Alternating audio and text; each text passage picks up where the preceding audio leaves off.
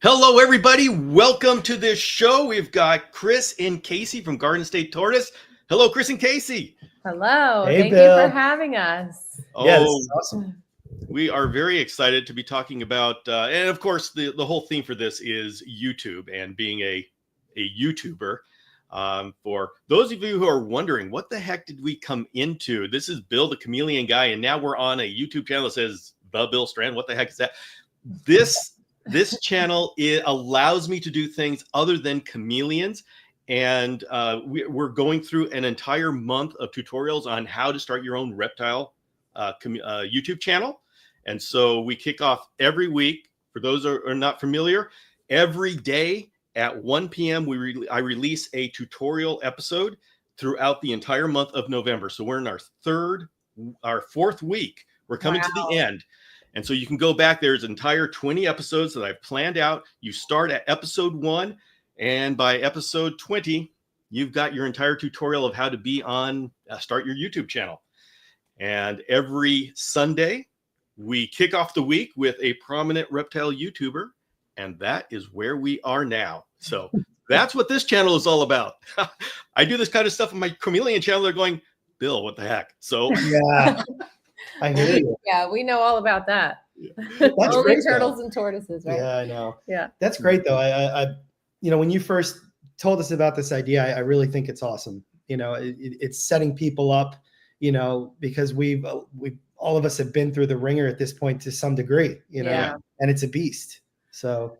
Yeah, and one of the fun things is my wife, who breeds your place Fantasticus, the satanic leaf-tailed gecko.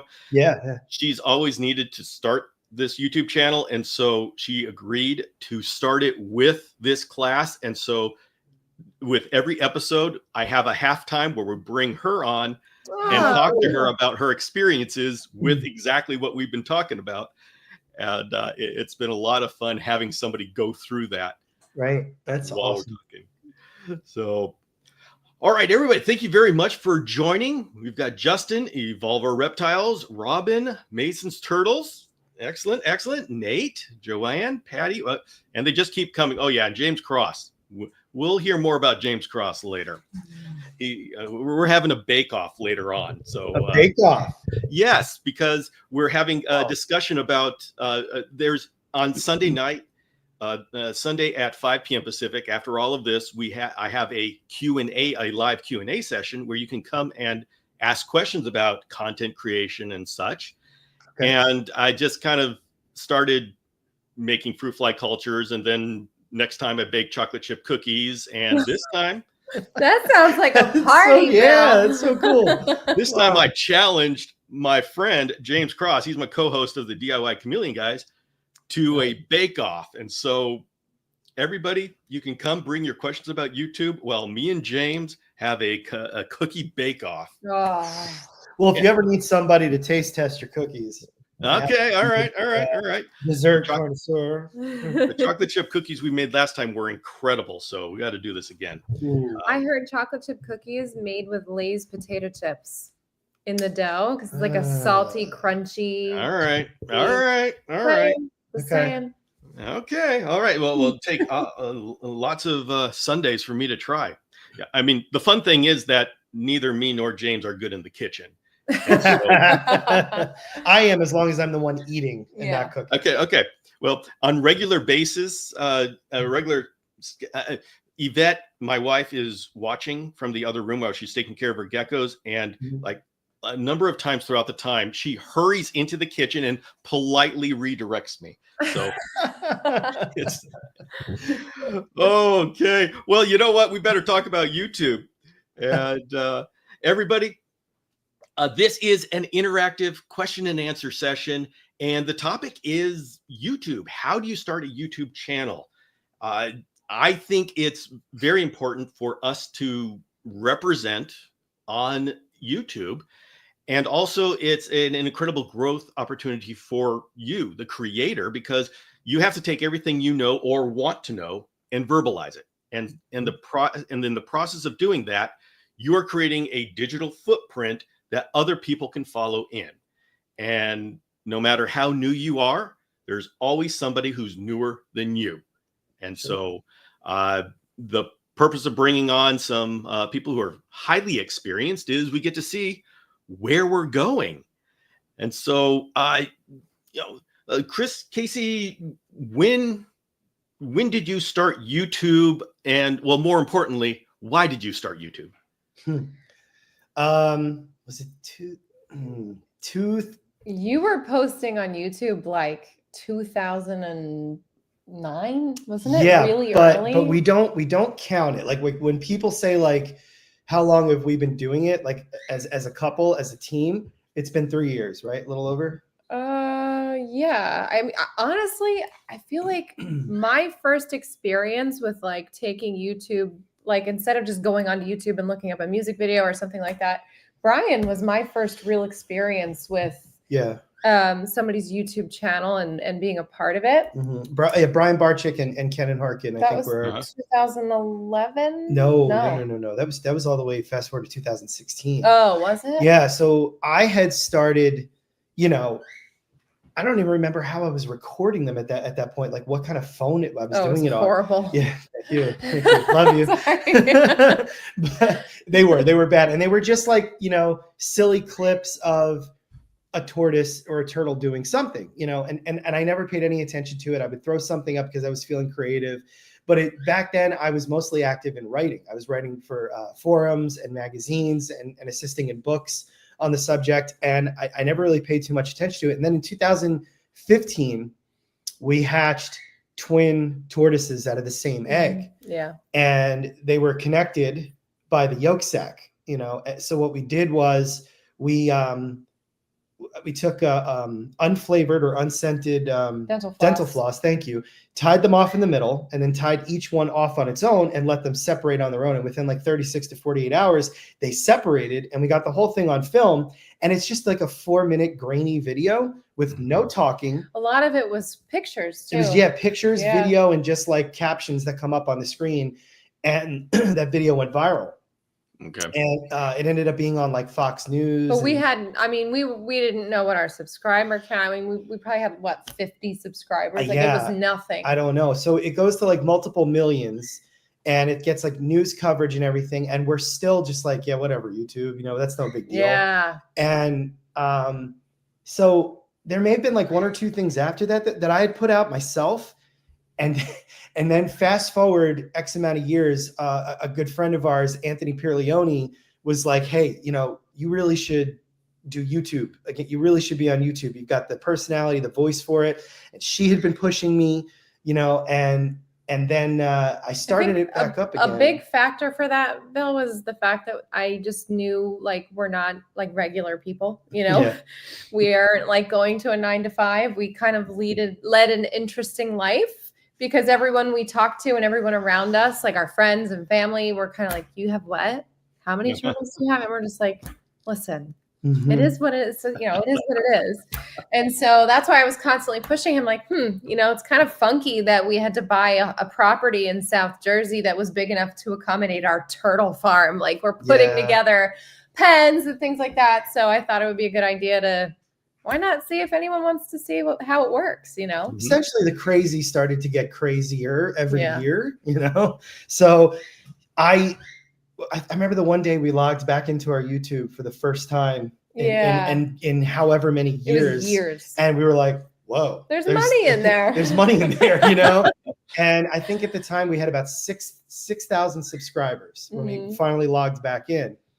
And then I started making videos with, iMovie on this thing, and a couple of them would do well, but for the most part they wouldn't, but they would hit a little bit with the turtle community for the most part, just because we were already established in the turtle community. And then what made you step up to the plate with it? I don't remember what the turning point was. I couldn't stand your editing. Sorry. This is a couples therapy right now. Tell us how you really feel. I couldn't stand your editing. So you're saying that Chris was the reason for success? So he was the inspiration. Like, my life, I've had a camera in my hand since I was 12. Like my dad picked up on it when I was very young and was like, hey, you're good at that. It's something you like. Here's the camera. And he would always push me. And so I was a wedding photographer. I went to art school. I was into horticulture. Like I just very like creative brain. And I'm very critical of how I shoot and the way things go. And I remember watching his videos and I'm like, people are starting to watch these. Like, I would come in the house like all excited. I'd be like, "Hey, babe, check this out. What do you think of this?" And she would just be quiet. And I'd be like, it's "Oh, okay. all right, I'll let myself out." That's cute. I think we hit like 30,000. You hit 30,000 subscribers on your own. Did I? Yeah, and then Otis. Guess it wasn't that bad. Otis came into play, and once Otis Otis, came yeah. in and people fell in love with him, I was like, maybe I should start helping you with these. You started before him. Did I? Your video, yeah. Oh yeah, she we did. did the You wood started turtle right video. before him. Was it the wood turtle video? Yes, we had gotten the drone and we upped the camera equipment because she decided she wanted to, step up. And I was like, oh, this could be a good thing here because I'm good at three things: turtles, music, and eating. And she's like the jack of all trades. And I already knew like how awesome she was at photography and videography. So yeah, you stepped up to the plate with that very first wood turtle video, which did really well. Yeah. And then I think your second video was going out to the Reptarian. Or no. I think Otis came in between those. Yeah, I don't know what it was, but that's the year we got Creator on the Rise. Remember? Yeah, we got YouTube selected us for Creator on the Rise, and what they did was they put us on the main YouTube page for 24 hours or longer. For 24 hours, we were so unprepared. Yeah, we were not prepared. We were like, uh-oh, and they picked 3 videos, and like one of them was one that I had filmed myself, and it was like, oh, okay, But then from there. Then it became like a black hole, right? Yeah. That once we started and we saw growth, obviously that growth is not perpetually up, right? Because everybody hits, it's like a roller coaster, right? Up, down, up, down. And so the black hole got really, really big and we were like, oh my God, we have to keep going. We have to make sure we do this. And it just got really intense. And And then here we are. It's been over 3 years and we have not missed a Sunday 8 a.m. upload once. In 3 years. Nice. So it's been, I think that's a big part of it is committing to it, and letting, as you build this follower base, this fan base, they expect it, and it's not to say that if something happened, they wouldn't be accepting of it, but the algorithm might not be. It makes you feel like, oh, look. Hey, Andrew. Hey, Andy. That's up, guys. You have to be bulletproof. That's the thing. Like it took a while for us to become bulletproof with the numbers and the analytics and. Bulletproof in what way? Yeah, what do you mean? Well, I think I might be a little more bulletproof. As in like things don't hurt us? Yeah. Type thing? Yeah, you're a little more bulletproof than me. But we've definitely both collectively gotten so much better with just accepting the ups and the downs. Did we answer the question? What was the question? It's a winding road. These live sessions are always a winding road. You know what? This conversation is a reflection of how the YouTube thing goes. Sometimes you just kind of go left. Sometimes you go right. You know? Is this a case where you just started doing videos and then things happened to you? Yeah, I would say so. Yes. The twins video, the first video that went viral, we were on Fox News, BBC Earth reached out to us. I mean, that kind of like was like, oh, people like want to know about this. And then, but interestingly, the people like of our current followers, the vast majority of them have no idea that video exists. Yeah. Because we've thrown like of those 2 tortoise twins, one is still alive, the larger one. And when we throw her into a video, people will see it in the comments. People are like, I had no idea about this video. I had no idea what tortoise you were talking about. So it's interesting. There's just been a crazy influx of new people over the last 3 years.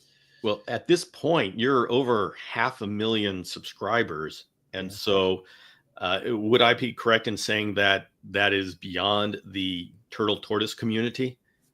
Yeah, definitely. Yeah, I think so. I think we've got a lot of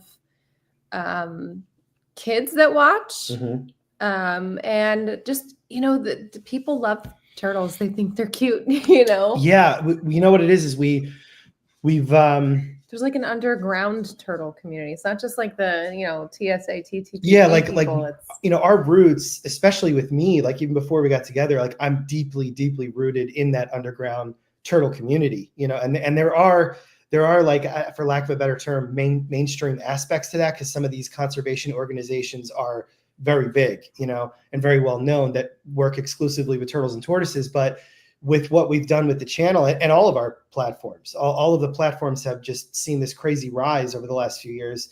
We're definitely reaching into a whole new ocean, Of you know, people, of yeah. people, because like you said, like turtles are generally accepted as, you know, fun animals, cute animals, interesting, but they don't hit on usually any of the negative aspects that some animals bring. And I mean, I'm a reptile amphibian lover at, you know, to my core. I love big snakes. I love venomous snakes. I love frogs. I love chameleons. You name it, I love it. I want it. I've worked with it, you know, to some degree. But our follower base, they really want to see turtles and tortoises, you know, regardless of whether it's underground or it's from, you know, people from Indonesia watching. You know? It sounds like you get some of that too, Bill, where people just want chameleons on your channel. Yes, but the thing is, I haven't graduated to the general populace. So the people who come to my channel are absolute chameleon fanatics. They love chameleons. And that works well for me because, I mean, I'm talking about how do we tell the difference? How do we determine what UV index level to have at basking and UV index level to have at the top of the cage? So I'm really deep into it. At times, it's a challenge for me to say, okay, how do I make this video so the general populace would enjoy it? Yeah. Do you think about that at all? The difference between the tortoise community and the general populace that just thinks turtles are cute?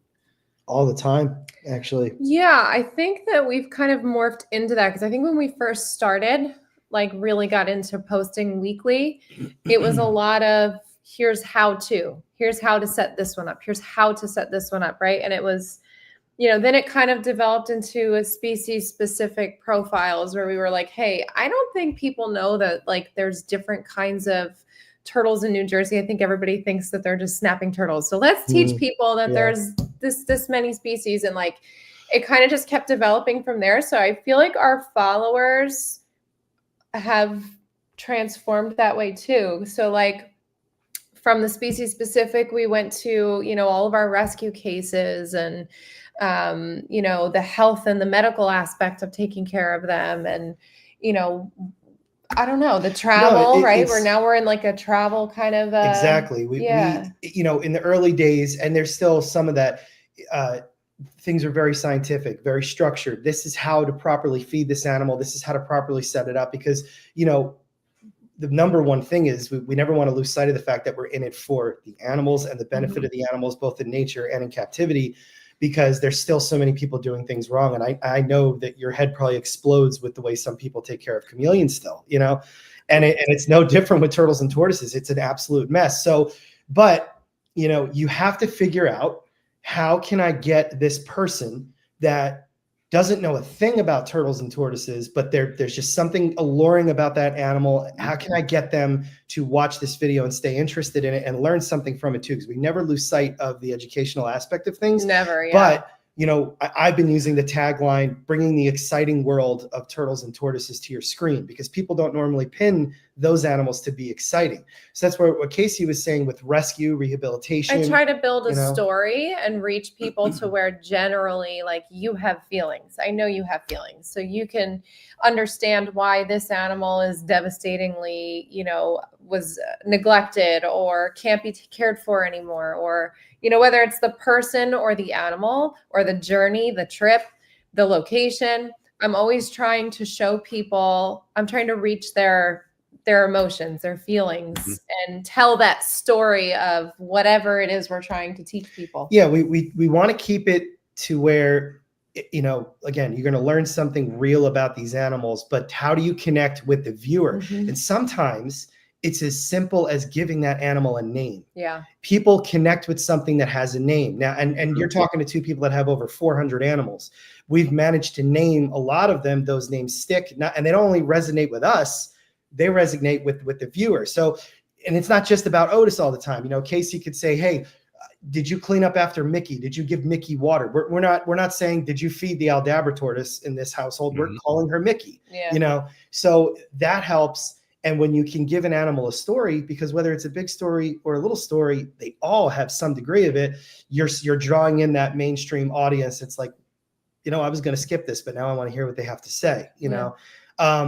But I also am always very conscious about the underground and even mainstream turtle community. Like, I don't want them, you know, because I respect those people. Some of them are my peers. Some of them are people that I've looked up to my entire life, that I'm now friends with, that I want them to still see value in what we are saying, you know? And I think that's where we play off each other, because I'm always going to throw that into the videos to some degree. And then she'll help me curb it. Like, all right, you think you're getting a little bit too carried away with that? Let's pull it back a little bit, you know, or staying on topic. Yeah. So now you, in that vein, you came up with an incredibly creative storytelling of Otis reenacting Jurassic Park. I'm so glad you brought that one up. Yes, that's my favorite. Because that was the most incredible creative thing. And that kind of video would transcend whether you love turtles or are interested in turtles or whatnot. That is just appealing to everyone. How did that go over on your channel? Well, the first one was the Otiszilla one, where he destroys the city and he's eating all the roaches. Right. That one went like, if there's a word for super viral, it's that, you know, across the board. And then when we did the Jurassic Park one, we were a little bit disappointed at first, but the reason was because you have to know that scene, that T-Rex breakout scene from the very first moment to stay engaged with it. And a lot of young people, maybe they've seen Jurassic World, but they haven't seen Jurassic Park, so they go right past it. But, you know, an important thing that I think a lot of creators should know is don't just can your old stuff, reshare it later, you know, because you never know. And that's what I did recently. I reshared the Jurassic Park one, and all I did was take a monumental clip that happens later in the video and put that first as like a preview, and that worked. That engaged people, and they were like, wait, what's this? And then before you knew it, they all started flocking to it and watching it and going, oh my God, this is amazing. You know, but that's all her. That's her crazy, you know? Yeah. I know that. That's just a mega nerd. Yeah. That but he's the most incredible animal to work with. If we need him to do something, it wouldn't have worked with any other animal. We took him to Animal Con. Did you know that? Yeah. That turtle drove 2,000 miles with us round trip. Didn't shut down once. He terrorized our kids in the back seat every 5 minutes. Daddy, Otis won't leave me alone. We get to Animal Con. We take him out of the car. We put him down once we walked inside the resort. He followed me around the entire thing, interacted with every single creator. He bit Corbin Maxey, which was hysterical. He bit him real good. Yeah. You know, he bit Garrett's shoe from Reach Out Reptiles, you know, and it was nuts. He did a meet and greet, and the turtle didn't shut down once. So he's become like the ultimate educational ambassador for his species and all turtles, because he just, I think he makes a better T-Rex than the one in the movie. I think Steven Spielberg would agree. I would agree. I remember I was able to talk with you on at one of those Animal Cons. We got to talk about that video, and I got to hear the behind the scenes on it, and that was just an incredible time, because I looked at that video and said, they spent so much time on this video, and I mean, it needs to be like on an award show or something. My Jenga City. Your Jenga City and all that, yeah. Yeah. I like what Justin Hurst just said. He said, I think it's that you have your significant other so involved with the hobby and YouTube. I do think that that's a big part of it.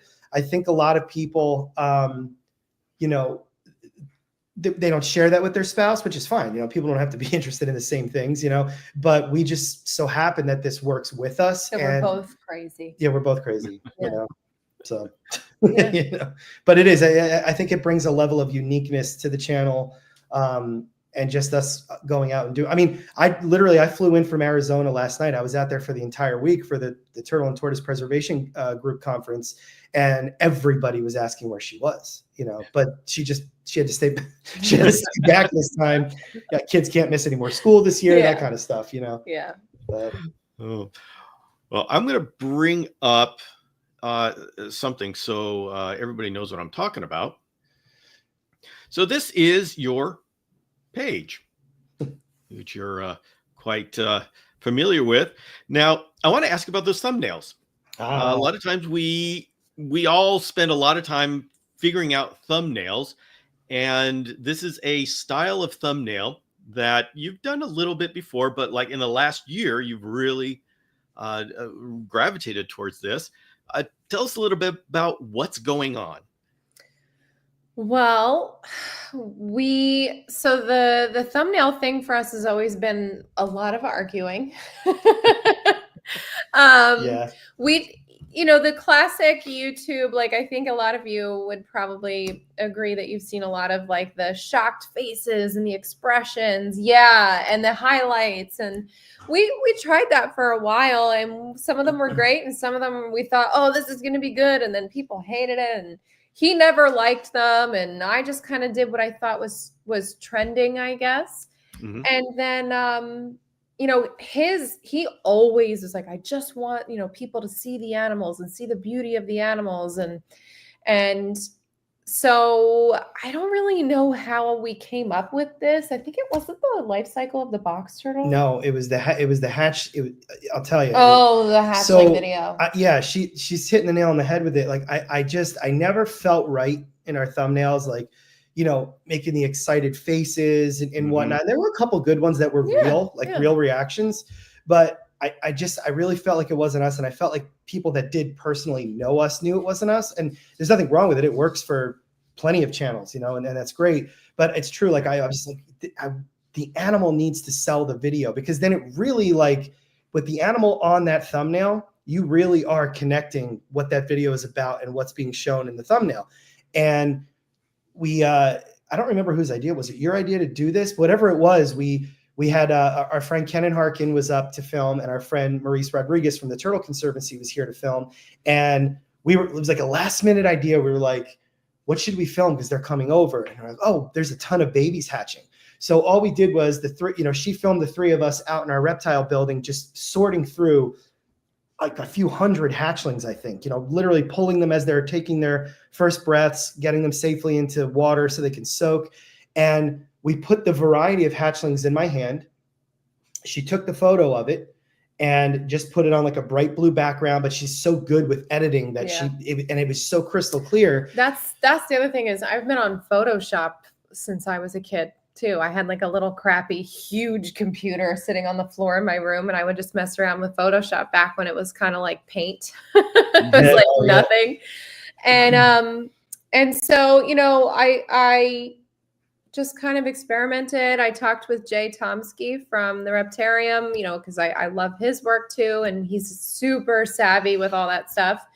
And so, so I shoot everything in RAW on my camera, and I just go to town with it and try to keep the animals looking as natural as possible. I don't like blow anything out of proportion. I'm not like super exaggerated with the colors. I try to keep them looking and highlight what beautiful features they already have.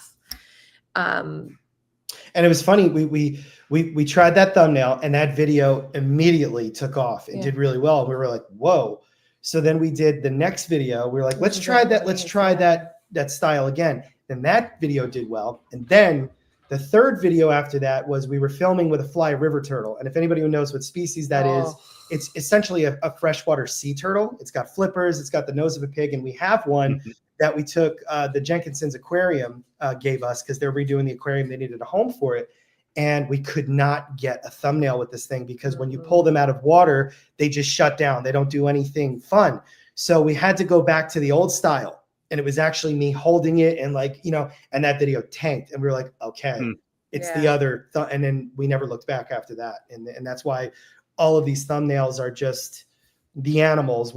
At best, they're in my hands. You know what I mean? But But it's a challenge. The animals have to cooperate to some degree. So we'll spend hours, sometimes several days, because the animal just doesn't want to cooperate. We've got to try another animal, or we've got to try a different type of animal in the video. Or the lighting isn't right. You know, there's all kinds of stuff. But it's photography is definitely one of my passions. And I love Photoshop. I think it's so fun to work on. And so I do all of our graphics, like our t-shirts and designs on there, and I do our thumbnails, and I just love it. Yeah. All right. Now, you talked about being consistent for the last 3 years, which is actually pretty impressive. So the question is, how far advanced do you plan what videos you're going to do? And do you do batching? We have no idea what we're by the seat of your pants. Nothing is planned at all. Everything is done by the skin of my teeth. Sometimes I'm working till Saturday night to get it up and ready on Sunday. And then I stay up late as it uploads to YouTube to make sure that there's no hangups. We went to France. We went to London. I swear, Bill, I was jet lagged. I'm laying in a bed at a bed and breakfast, just working into the wee hours of the morning, having to catch a flight and leave at 4 a.m. I worked overnight on a ferry in Corsica, just making sure everything was sealed up tight. I definitely would say that I'm a procrastinator. No. And I work better under pressure. Yeah, you think so? Oh, yeah. I do it to myself. I totally do. Well, yeah. I mean, there's some things that we know are coming, you know, where we'll, you know, she'll even say like, hey, is anything hatching? And I'm like, yeah, you know what? Or rescue, So-and-so is hatching or by the week. Yeah. So, you know, if a zoo reaches out to us or some of the rescues reach out to us, Fish and Wildlife, or something is hatching, we know, okay, we've got that on deck. And as long as everything goes well, that's going to be this week's video. But I mean, just the video we did at Animal Con, we weren't going, here's a good story. Okay, ready for this? So we weren't going to film Animal Con. We were, you know, because we've learned in the past that a lot of times when we film us just going to an event, it doesn't do so well. Like, I mean, there's been a couple examples of that on our channel where we go out, and it's a really great video, but it just doesn't hit our. The key factor was the fact that we were only bringing a turtle. Like, if there's no turtles, people don't want to watch it. And so when we were going to Animal Con, it was like, we only have Otis. There's no other, you know, feature for us there besides creator. So it would have been like little glimpses of Animal Not Con. to mention we were nervous to bring Otis. We were like, we really have to be on top of him, make sure all eyes are on him. Plus we had panels. I had to do a keynote. The kids were with us. Yeah. And we had Casey's father and stepmother to help us. Sweaty thinking about I know, right? Stress of all of it. But this is really interesting what happened. So we brought the camera equipment with us. We planned to anyway, but we filmed a video the day we left, and we were leaving for 2 weeks.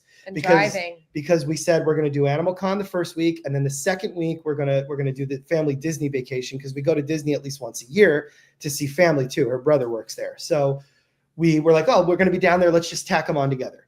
So we do that, and then we're leaving, right? And we need a video idea. So like, all right, let's film a video about what it takes to leave all this behind. You know. Not behind, obviously we have a crew here to help us, but still, it's still a lot alarming to leave animals like this. So we filmed this whole video. We did really well, and under pressure, we had like 2 hours to do this because we had to pick the kids up to school and hit the road. So we filmed the video. We're like, all right, cool. We got a video. We got a good thumbnail. Oh, we felt like, oh, it's great. I got a 15-hour drive. I'll get the video done. Yeah. Like, we won't have to work while we're there. And I plugged the damn thing. Sorry, excuse my French. I plugged the thing into the computer, and the memory card just completely burned out. Oh, no. Video gone. Everything. Oh, nothing. So, I was so mad. Oh, no. I had so much time to kill in the car. I had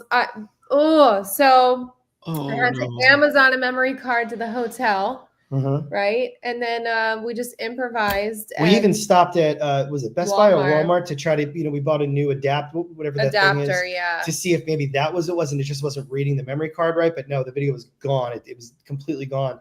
So we said, okay, we have to film Animal Con. What do you want to film? Yeah.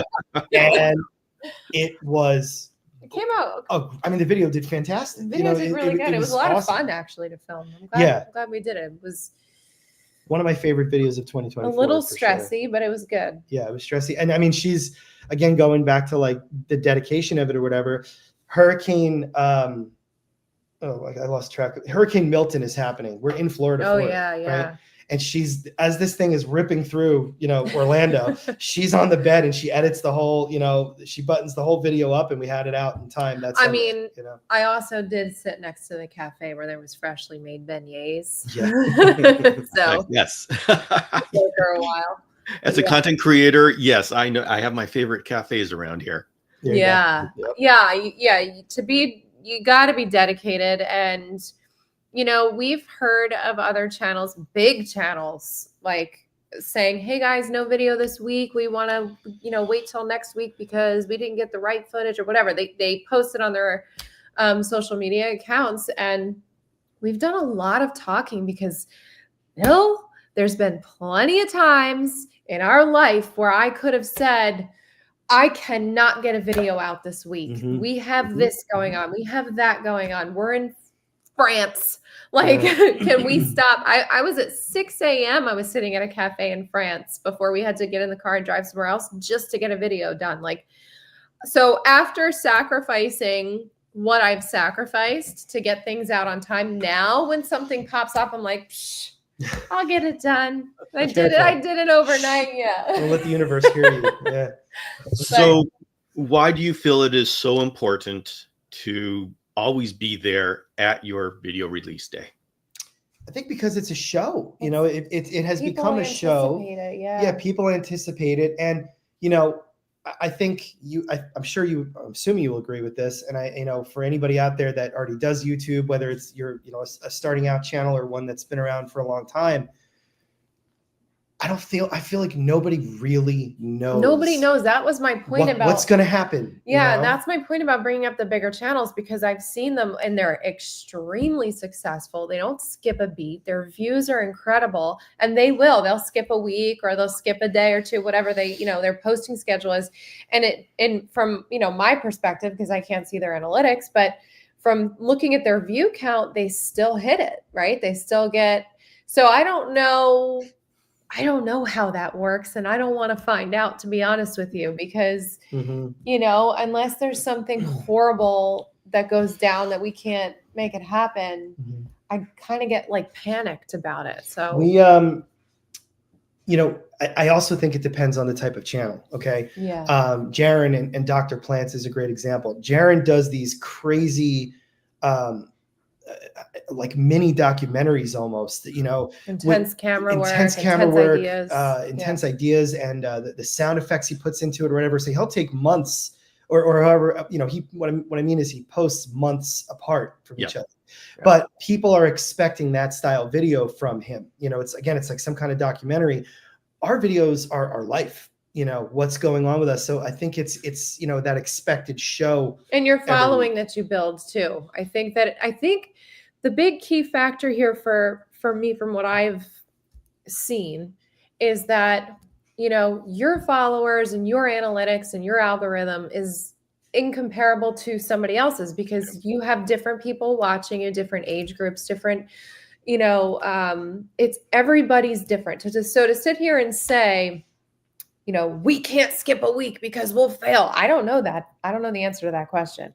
I think that everybody has a very unique rule base to their own personal channel. Like, my followers expect a video every Sunday. I'm going to get a video out every Sunday. Mm-hmm. But with Jaron, he knows he'll be all right to skip the 3 months and take his time and get something out. And because people, I feel like his followers are going, oh man, what's coming? And they're kind of on the edge of their seat for it, and it's always a some level of a smash hit every time he does it, because that's just how he's built his channel. That's his algorithm, and it just, the platform knows it works, and who knows if any of what I'm saying is actually truth, but it's definitely something that I think a lot of creators have noticed, and I think it also can sometimes be attributed to who you collaborate with. There are certain channels that, we collaborate with that are friends, but they just, the video may not perform well because it's not going to work on their channel and it's not going to really work on our channel. And then there are certain collabs that we do that people are just like, oh, this is the one I've been waiting for, you know,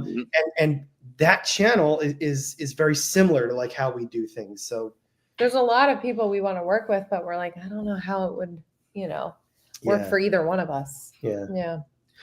Well, you just have a bake-off. Everybody loves cookies. I mean, if I was upset and somebody gave me a good chocolate chip cookie, I would probably forget my problems. Yeah. Well, the core of my outreach is actually live sessions, and so I have a synchronous outreach, and people expect me twice a week, actually now 4 times a week. I have these live sessions. So, but for the last 3 years, I have been there live Tuesday night at 5 p.m. every single Tuesday night, and Saturday at 12 noon every single Saturday for the last 3 years. Yeah. And the only break is when, hey, I'm in Madagascar, I don't have any internet. Sorry, guys. But when I do something like that, it's like I have to let people know weeks in advance, and my group is all ready for me being in internet in Madagascar. So I'm on the side of, I absolutely have audience expectations, and I absolutely have to be there. And all of these tutorial episodes, I'm launching one tutorial episode every single weekday at 1 p.m. and it's a premiere. Yeah. So it's a lot. It's a big commitment. So there's a live chat. So everybody is expecting at 1 p.m. every day in November, every weekday in November, there's going to be a tutorial episode. So I know those kind of expectations. Definitely. Yeah. Well, even with the other platforms, you know, I have to have something out every day on Instagram, Facebook, TikTok, and now Threads, you know. Yep. And that is tough, you know, but that's also, I was saying, like, there's nothing wrong with sharing old content, because especially as your audience grows, some of these, you know, absolute bangers that you've put out in the past, or even videos that have just done well, these people have never seen them. You know, they're not going to scroll all the way back to your post that you made back in April or even last year or the year before that. That's a good point to make too. One of the things that I try to keep in mind every single week is you're always trying to draw in more people and new people. So I'll say, like, to him, like, he just went to TTPG and I sent him with my camera equipment and my drone. And he's not tech savvy. And so I don't know what I'm going to get from it, but I warned him before he went. I said, look, I said, here's how you do it. Here's how you use the camera and all this stuff. I said, but if it's not up to par with what we're putting out, I don't want to put it out, because if you get new people clicking on our videos and they don't see high quality footage, they're not going to come back. They're going to click right off and they'll be like, oh yeah, I've seen their stuff before. It's not good.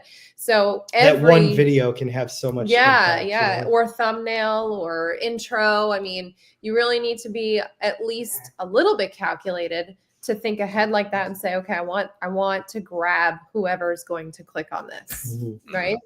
Yeah, and you know, meet the standards you want to meet. And I don't remember who said it at Animal Con, but they said, you know, people were talking about thumbnails and titles and the potential of using clickbait, and we always lean on the side of how can we make some kind of exciting or shocking title without lying, you know. So we will put the, you know, the pizzazz in the title, because you cannot educate anyone unless they click on your video. So, you know, Dingo was talking. Was it Dingo that said that? Oh, you know. Yeah. But yeah, I think it must have been him that said it. And it's such a valid point. It really, really is, that, you know, you got to get people to click on that video. Otherwise, who are you educating? You know, and some people will say, like, oh, that's a ridiculous title or whatever, you know, they might say, but it's important that you draw those people in, because then, you know, whether it's 2 people or 200,000 people, those people walked away from that video knowing something that they didn't know before. Yeah. So. Well, going forward into the future, do you have plans for where you want to take your channel and your outreach? Ooh, Yeah, I think so, right? I think GST, we want to go global. I mean, we kind of went global this year when we went over to started. Europe, Yeah. right? We want to do a lot of traveling. At least that's where I want to be. I still think we haven't even scratched the surface on the turtle world, the underground turtle world that people don't know about. Yeah, like bringing that to life, and again, bringing it to people's screens. Yeah. There's just so much. You sit there and you think about the volume of videos that we've done and the information that we've said, that we've spewed to people. There's so much that just hasn't been said yet. There's so many species that we haven't shown yet. Yeah. I mean, just last week, was that the Forstens video? Yeah, last week. Last week we had an Indonesian species in our video. It's called the Forstens tortoise, and I've worked with them and known what they are, and so has Casey our whole lives pretty much. But nobody on the channel had ever seen one in our video before, because we didn't currently have that species at our facility until last week. So this tortoise was found walking around in the cold in New York. And somebody found her. They called the Turtle Rescue of the Hamptons, who we do a lot of work with. They tried to find this owner over and over and over again. Nobody claimed her, so nobody knows if she was lost or ditched or what have you.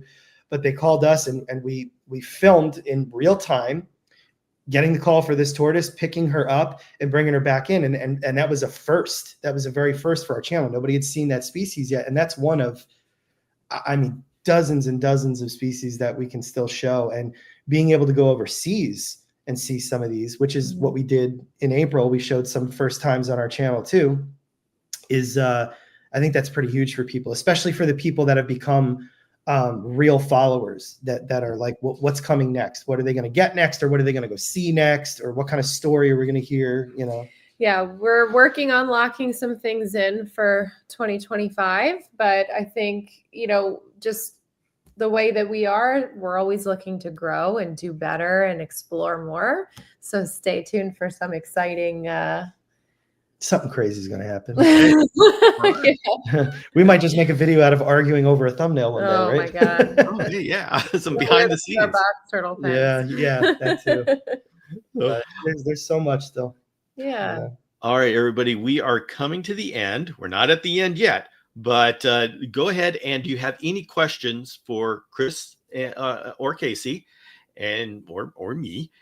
Go ahead, put them down, and preferably about YouTube. But at this point, let's just open it up to whatever you want to ask. I did see a question earlier on that I wanted. It's a really easy answer. Somebody asked where we get our music. Yep. Oh, okay. We use Epidemic Sound. That is the best, in my opinion. I don't like their sound effects anymore. I'd have to say their sound effects are kind of hard to search for and find what you want. But music-wise, I never have an issue with copyright. I had a lot of issues going directly through Premiere. Matter of fact, every video we uploaded going through Premiere's music, we had the copyright issues. Yeah, we kept running into copyright issues. Epidemic Sound. Epidemic Sound is amazing. Yeah, if you can get a sound service that allows you to enter your channel to be whitelisted, that's where to go. Yeah. I've had YouTube do a copyright strike claim on me. They did it on behalf of the artist. Yes. So the artist didn't even know what was going on, and it wasn't even the correct identification. It was a different variation that the artist put out. And so there's nothing I could do except just take the video down and release it with another music. So yeah, so frustrating. Yeah. Oh, let's see. What made you get into the turtle hobby? I was 5. I was playing, lived at home, obviously, with my parents, and I was playing with G.I. Joes in the sandbox that my dad made for us. And he was mowing the lawn, and he grazed the top of a box turtle, just, scathed it. It was okay. And he handed it to me, and that's literally it. He could have handed me anything that day. It could have been a chameleon, and it just, it set the stage unknowingly, for the rest of my life. And I just little by little, like year after year, more books, more turtles, and then once I was old enough to realize that there was a community out there, I just instantly got involved, with forums and writing my own articles and photography. And then, here we are decades and decades later, you know, doing it this way. But yeah. Yeah, for me, I was always into everything. And I used to ride horses, and I worked at the zoo, and I met this guy, and he was my ticket into the turtle community. Sorry. Yeah. Instantly too, right? I mean, we she started was so Garden cool State about Tortoise together. Yeah. Yeah. When we were 3 months into dating. Yeah. Oh, yeah. wow. Yeah. Yeah. I basically was like, so I don't want to get a real job. I want to play with turtles. Want to do this? And she's like, all right. Wow. Yeah. Yeah. All right. This is Yvette, Misty Mountain Fence. This is my wife. Oh, my wife. Hi. How do you start planning for the video for the new week? Well, it all depends on if I mess this one up or not, right? Yeah. So it's just kind of like a conversation we have usually on a Monday morning or Which Sunday. is too late. Yeah, way too late.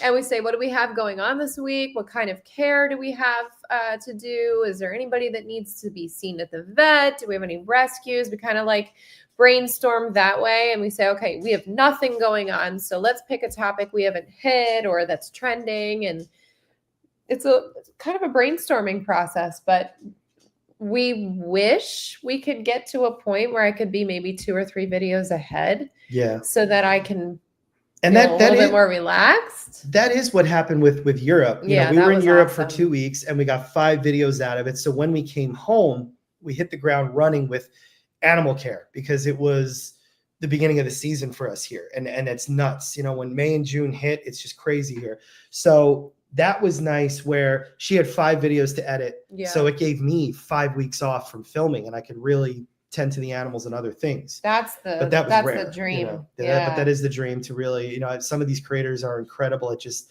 having so much in the bag and you know, but again, it's our life and what's currently going on with our life. Real time, people. Thank you so much. That's amazing.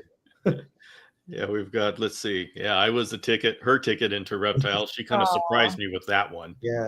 All of a sudden she wanted her own and now she's passed me in a lot of ways. No.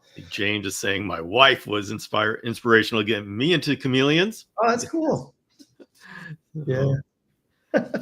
All right. Steve's asking, we've seen the outside of your compound. How much of the inside is dedicated to turtles? We have a 1,200 square foot building. And it's split into 2 sides. The one side is what you commonly see in our videos. It's like our filming side, showroom where we have the whole room is sponsored by our friends in Toad Ranch that build the enclosures. So they build these amazing enclosures for us and we do videos with those animals. And then there's some other animals in that room. And then the other side, which we call side B, is kind of the get dirty room. That's where all the big, you know, our giant tortoises go, our rhinoceros iguanas, some of the other exotic species that can't stay out year round. And that's the side that we just have to get some of these animals through a few months of winter. It's very dusty. It's very, you know, it's not pretty on that side. It's just the animals have their basic needs to get them through. It's my favorite side. It is her favorite side. Yeah, yeah, I like that side. And the entire thing is dedicated to turtles with the exception of some snakes and a few lizards.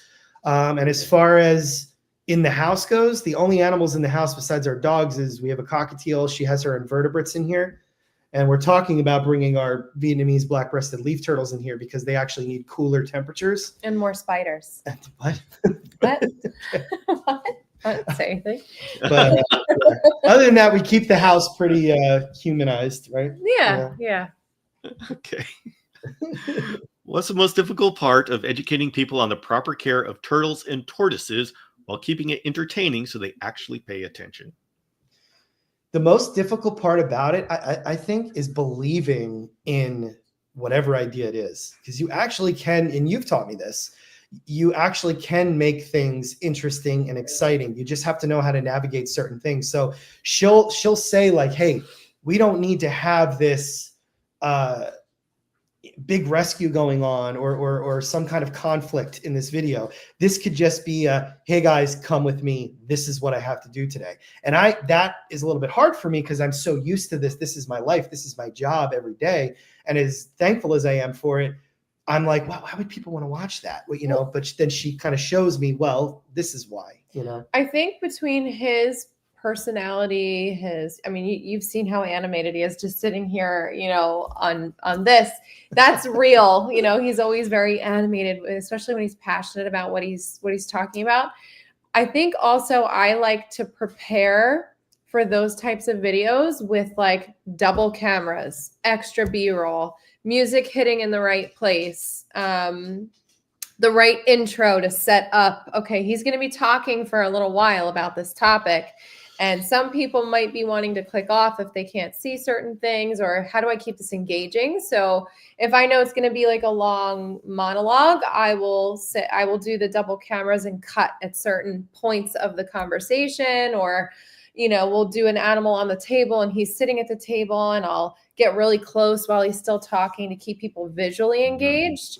And that visual engagement and the audio engagement helps people say, okay, I'm listening to what he's saying now. Yeah. It's like a trick, I guess. Yeah. And Yeah. the other I'm taking notes here, by the way. the other thing that my eyes are like always on the animal, because they could do something so simple, but if we capture that, you know, that simple, a tortoise yawning, you know, people are like, I didn't know they yawned, you know.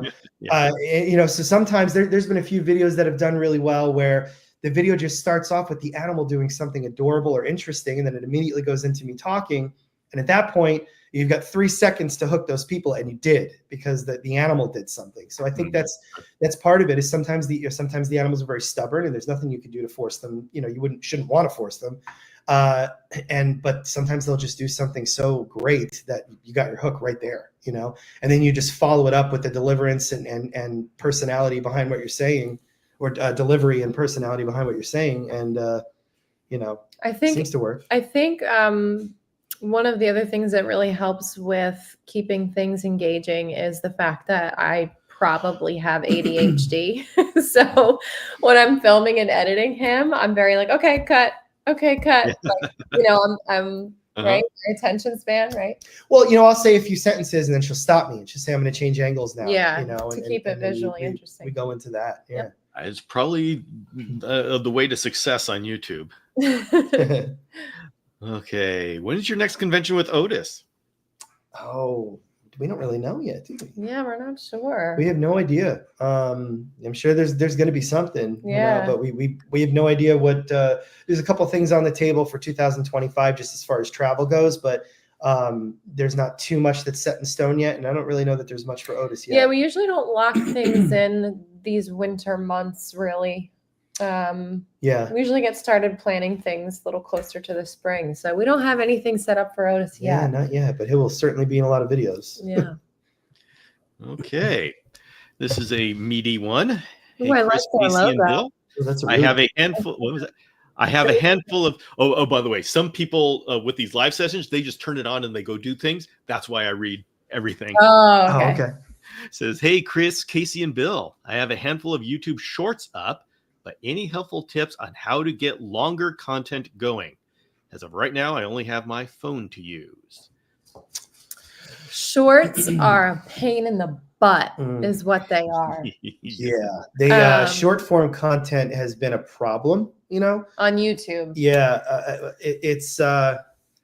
We feel like there's two different types of YouTube viewers, and there's shorts viewers and there's long form viewers, at least from what my perspective is. There's some crossover, but it's pretty separated. It's as much as YouTube wants to tell you it's not the same. If you're getting people subscribing to your YouTube shorts, they're probably not going to watch your long form. And that's probably goes the same with your long form. They're not going to go over and watch the shorts. There is a trick though.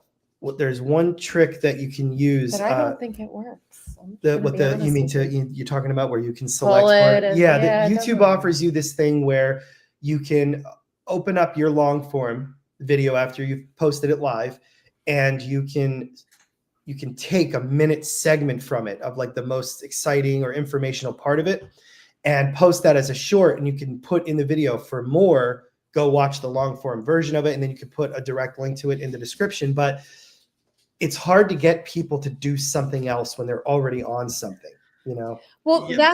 that and The short form is about the funny, the exciting, the tragic, the quick, like, okay, here's the emotion, right?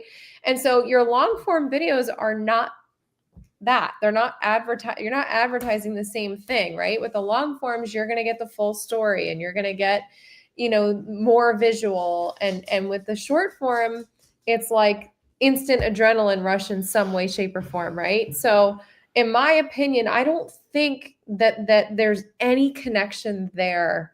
So what I would say to do is to treat both your short form and treat your long form as two totally separate beasts and tackle them differently. Right? I mean, wouldn't you say that's kind of what I don't even work on our shorts. You do. Yeah, I think my opinion is that it's a little bit of playing a game, because I do feel that YouTube plays a little bit of a game with it, where we've had some shorts that have gone into the 40 millions of views. Okay. That's great to bring in subscribers, brings in a little bit of income, but nobody makes a ton of money off shorts, that's for sure. But and that's good to have, but I think you should, just my suggestion, if you want to go anywhere with long form, pull back on them, throw them out every once in a while, and show the viewers, show the subscribers that, hey, I'm going to be committed and religious with my long form, but I don't know when you're going to get another short. And we noticed once we stopped posting the shorts that much, that the long form went up. And I know that's not the same for every channel. Again, every channel is different, but it is 100%. I mean, it was obvious, right? Yeah. Yeah. Because it almost feels like you're one or the other. And so if you're religiously posting shorts and they're doing well, that's what you're going to be seen as. And versus like your long forms, there's a lot of big channels that won't post them at all or they'll only post a few because you want to push your long form. That's where you're going to make your money, right? That's where you're going to start your career on YouTube.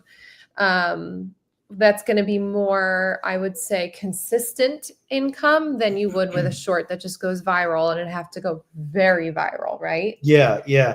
Exactly. A short has to go very, very and viral. And then to be able to put out that many that get that viral, I mean, it's which nobody gets, but I think that's all. Essentially, I think you should do a version of both. But if it's your long form that you really are passionate about and what you want people to see, I would, for lack of a better term, keep forcing Keep diving into that. Force that down people's throats. Hey, I'm going to keep giving you this and giving you this, and you will get people that I want to say this too. We were talking about this at TTPG with some of the other up and coming YouTubers, that YouTube has a way of telling us we are or we aren't doing good. Okay.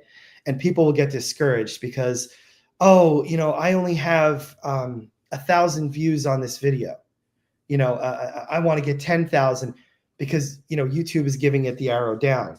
1,000 people clicked on your video. Yeah. 100 people clicked on your video. Like that, 100 people were like, what does this person have to say right now? That's awesome. So don't, and I've learned this over time. I'm starting to get better with it, but I was not like this all the time. That's for sure. I would get very discouraged at times. Believe in it yourself and remind yourself that like 1 million people didn't watch that, and that's okay. At least that I think that should resonate with people, because the shorts thing, the short form content as a whole it's kind of ruined our attention spans. I think one of the things too is keep looking ahead. Don't look back, right? You made your video, you posted it on, 8 a.m. on Sunday. It's out. That's a beautiful thumbnail. I believe in what I put out. You want to mess with the title a little bit. You want to change the colors in your thumbnail, fine. But you put it out there, move on, say, okay, maybe that didn't work there. Let's try that this week, because that's what's going to get you to have that bulletproof feeling of like, you know what, that's in the past, move ahead. Let's keep moving. And I think that outlook helps. And you know what? We'll start seeing comments sometimes, on the shorts where people are like, they'll even say like, I wish you did longer videos. They have no idea that, because they're not getting shown the longer videos. So they have to stop what they're doing, leave that short, and go to the Garden State Tortoise channel and be like, oh my God, they post every Sunday. What am I talking about? So it's, you can draw people in with the shorts, but it's tricky to get them to start seeing the long form. But we're long form. We believe that. And the way I see it is, you want short form, you can go to TikTok, Instagram, Facebook, Threads. Because we post short form every day on there, Okay. I would say if you want to do longer content, just start doing longer content.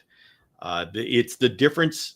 YouTube with their likes and such, it's like, I call it digital candy. They keep giving you this digital candy. And if you follow the algorithm, you end up doing a lot of shorts because you get a whole lot of that digital candy. But if you want to be a long form video, then you've got to do the long form video and then force the algorithm to recognize you as that channel. Yeah, exactly. Now, if you're saying right now, I only have my phone to use, if you're talking about equipment wise, your phone is all you need. Yeah, I agree. I'm coming up to 800 videos on my channel, and probably about 600 of those are using my phone. So that is the most powerful tool you have. In the eye of the beholder, right, Bill? The what? The beauty is in the eye of the beholder. If you can find the right angles and have a steady hand. These things, they take beautiful footage. I've gotten some epic shots on this, and she will still use the phones in every video just to get the closer up shots, and you can capture things quicker with them. So don't be discouraged that you're using your phone. That's great. And I would say the only thing you have to do is get a lapel mic or something to make sure that the audio is good, and that's $20 off of Amazon. Right. And then you have everything you need. You can even edit on your phone. It's a little bit of a torture to do once you've done it on a computer, but you can do it. Let's see. We'll go ahead and see if there's more. We are coming to the end here. I have a question about your last Chinese. You watch to the end. That's great. View duration. Yeah, it's important. No, we have not found this turtle yet. It is going to be warm the next couple of days. Temperatures have been so warm here. The fact that we can't see the animal is actually a good thing, because that means it's not exposed to the harmful temperatures. If she's in the water, I'd be happier. Because that water in that giant pond is constantly flowing. It never gets any ice on it whatsoever. Even in the coldest days, it might get thin little pieces at the edge, but I don't know where she is yet. I really don't. Okay. Yeah, in last week's video, that was or today's video. Right? It came out today. Came out today. Yeah, there was a turtle that we could not find, and but rounding them up for hibernation because there's going to be some cold snaps, and we couldn't find her. So not yet. Okay. Do you have insight into Animal Con? Hey, Tom. Yeah. There's going to be another Animal Con. The dates are not announced yet, but we'll be there. Yeah, we'll be there. Yeah. Probably sometime around March, I think, is when. But yeah, it's coming. Definitely. Well, March is not Animal Con. No, I mean, dates will be released. I'm sorry. Yeah, March. They should release the dates by March. Sometime in the spring, right? Yeah. Okay. Will you film more of the social interaction of the tortoises? I guess you mean, them interacting with each other or interacting with people. But I mean, yeah, we're going to show both. So, definitely. I love that. I love seeing communal groups of animals and how they act, because a lot of people are afraid to house animals in groups, and you absolutely can if you do it right. So, any Canada trips in the future? I would love that. We've made a lot of friends in Canada. Yeah, we gotta get up to Canada for sure. Yeah. So I think we should make that a priority. I want all of our Canada friends to come down here too. Yeah, that too. Yeah. Yeah, I was actually surprised at how many Canadian friends I have, and when I started thinking, wait a minute, all these YouTube people are from Canada. Yeah. So all right. So here's a question: when you say you make money on long videos, how much money do you or could you make? So we'll take this and make it more general, and ask, what is the magnitude of funds that a person can make on YouTube? Make it more general. Well, it comes down to time of year, which is one thing. We've noticed our videos doing really well at other portions of the year, but the money is lower. But this time of year, the money's coming up because advertisers are paying more seasonal, in the last quarter of the year as the holidays approach. And people are watching more in the colder months than they are, on holidays and summer weekends and stuff, going to the beach. But I'll also say that, view duration is very important. You could have 60,000 views on a video, but if people are only watching for a few seconds, you're not going to see much from that. If you can get them to watch at least for a few minutes, this is talking about a 20-minute video. I think ours average around 20 minutes. You'll see an increase in the money there. And it absolutely can become significant. With shorts, I don't know the number off the top of my head, but like I said, we have some shorts that have gone into 40+ million views, and it's still, you're like, wow, really? For that amount of views, that's what I'm making. Whereas if you got 40 million views on a long form, you're taking me out to dinner. Justin, this answer, this is a highly variable answer because there's a lottery an auction that goes on, and different topics get different amounts of money for the ads, and then the length of your video determines whether it's a video at the front or if you have a mid-roll video in the back. And so there's a lot of different moving parts to be able to give you this answer. I am going to just give you a magnitude that say 100,000 views could get you $300, and that is very broad because of all these different aspects, but that gives you a magnitude. One of the things I could add to is like the longer you are in the game, the YouTube game, the bigger your library is and the more people can go and view. So over time, like if you post every week, for a couple of years, you'll make money from 3 years ago, the video that people are still searching that topic and still clicking on it. So your money's going to grow as time goes on because of that reason too. Like your library grows with you. So and you'll when you look at your analytics, it'll say, top earning content. And, some of them are videos that came out 6 months ago, a year ago that, people are just continuing to watch, and they're watching the video from start to finish because it's very informational or it's exciting. So, my point is, you can't base it off your video is only for this month, right. You've still got revenue coming in from the old ones too. And real quick, an old video can take off at any time. Yeah. Oh, yeah. All of a sudden we'll be like, wait, what's going on here? Why are people commenting on that video? And then you go and you look at the trajectory of it. All of a sudden it's spiking up again, because for whatever reason, somebody shared it or the algorithm favored it and people are seeing it, Yeah. Is it better for you if we don't skip through the ads? I think so, right? Don't we make more money? I don't know. Yeah. So I actually don't know the answer to this. I would assume so. Yeah, you would think so. Yeah. And it may be if they, I'm going to look into this. Is it if they watch it or if they click it? What actually does? We'll find that. Well, what's funny is, the platform does not want you to click away from the platform either. That's true. That's another thing. Like we might do a pop-up. Like if you're not actually clicking. That's true. It could do a pop-up, but that's a big thing to be careful with if you're looking to really support a channel of any size or genre is, YouTube doesn't want you clicking off that platform. So if you leave YouTube because oh man, this video was so great, I'm gonna stop watching it now and just go Google the animal that's in the video, that actually hurts the creator. Yeah. So finish the video if you can, and then go elsewhere. Yeah, I would say, as far as I know, watching the entire video is the best thing for the creator, and sharing the video because that gets somebody else to watch it. And that's really what YouTube wants, is for people to stay on the platform, stay on your video, because then you're keeping them on the platform. So support your creator by watching the entire video and then sharing the video and commenting too. And I do want to say though, you don't have to sit there glued to your phone when you need to be getting things done. you could put the video on your phone and listen to it, while you're cleaning your reptile cages or you're washing your car or something. And that video just played from start to finish, and that just helped the creator. And maybe you didn't watch that much of it because you were busy, but you at least heard it, so you got something from it, All right. Well, we were going to, okay. One more. Cern the Hunter says, is there any animals you two would like to get in the future? Yeah. Yeah. I mean, I would like a T-Rex,